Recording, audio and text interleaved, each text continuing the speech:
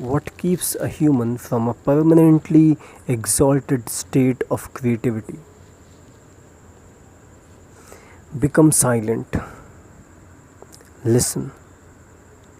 Just listen.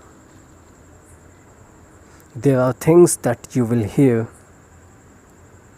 the sound of wind, the sound of the air conditioner, a tiny high pitched sound in your ears, an airplane flying overhead, the literal ticking of a clock. All of this is space. All of this is time. Time waiting to be used. It sits heavy in the air. Feel the space around you. Rub it in your fingers. Feel the air that enters your nostrils. It is slightly cool. This time is urgent. This time is an urgent opportunity. It is waiting to be utilized. It is waiting for you to do something with it. But you have never seen this time before. You have never felt this space between your fingers. You have never experienced the heaviness of it. You have never experienced the visceral reality of its existence, as you would a piece of furniture in the room. There are moments when you are logged in. You are driven and focused. And in these moments, you feel alive. But these moments are few. They are rare. The bulk of your daily existence is spent not feeling alive and growing restless on account. You have tried to find treatments for your restlessness, but no one has told you why you are restless. No one has told you that the reason that you are restless is because you have fallen out of the exalted state of creativity. A man believes that sometimes he lives in exaltation and other times he does not. But he is mistaken. For he does not realize that when he is in exaltation, he is alive. And when he is not, he is dead. The dead are always restless. Death is a petri dish where vermin collect and diseases grow. If you seek evidence for this, simply examine the deer that races through the snow. Its eyes gleaming, its skin perfect and pure. Then examine the one that lies on the side of the road, being picked apart by the vultures and maggots. Do you see? Exaltation is life. Domesticity is death. Why is it so rare for man to find himself in exaltation? Because of the environment that resides within him.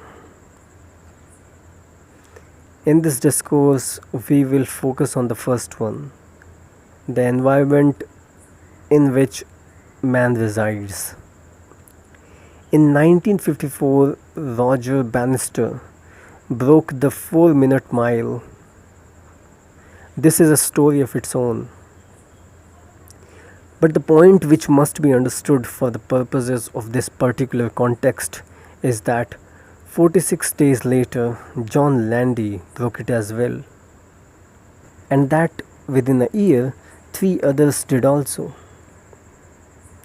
and that over the last half century, more than 1,000 runners have broke this barrier, and that over the last half century, more than 1,000 runners have broken this barrier, which was once thought to be impossible. What does this show? It shows that human beings are a function of their environment. The environment that a human being resides in dictates the depth and frequency with which he will live in exaltation. Examine yourself. You live in this present day society which is as it is. What is the effect of this societal environment upon you? The depth and frequency with which you live in exaltation will give you your answer. However, if I placed you in a small village in the countryside on ancient Japan, where every member of that village was devoted to mastering the art of samurai, you would live much of your daily existence in exaltation. Because something inside you would not allow you to be the outsider who is not exalted. The same way that in your current environment, something inside you does not allow you to be the outsider who is.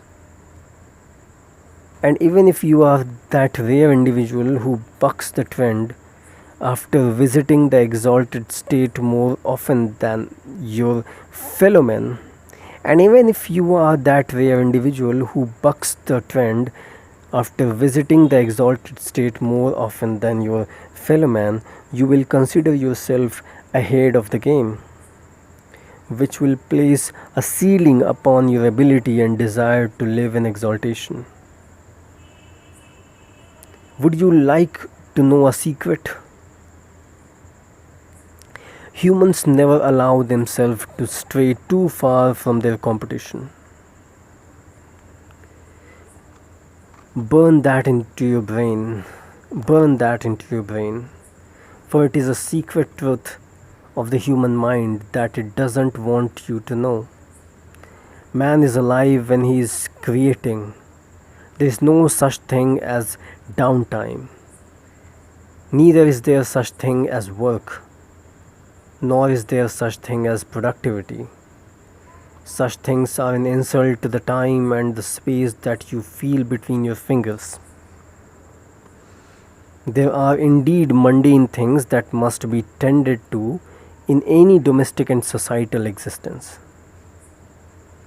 And a small slice of this precious time and space can be allotted to such penance of domestic living. But the remainder of all the moments are ones that you long to lose yourself in without quite realizing this longing. It isn't about motivation. For motivation wears off by the time you reach the parking lot. It isn't about getting things done. These things are administrative, mundane, insignificant chores. They are but empty productivity. May I ask you a question? Why would anyone want to become world class at doing chores? The only justification for wanting to become world class at doing chores is so that he can slip into exaltation the remainder of the time. But this is hardly the case, as your very own life can attest to. There is not so much to do. There is everything that awaits you. This time and this space awaits you. Humanity awaits you. Posterity awaits you. It isn't about practice. It is about discovering the hindrances to your arrival. It isn't about staying busy. It is about never needing to. The non exalted place in which you live in is not your home, it is your coffin.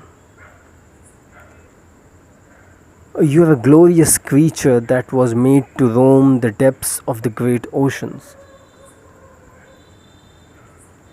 It is time to slip back into the abyss that is your true home. Namaste.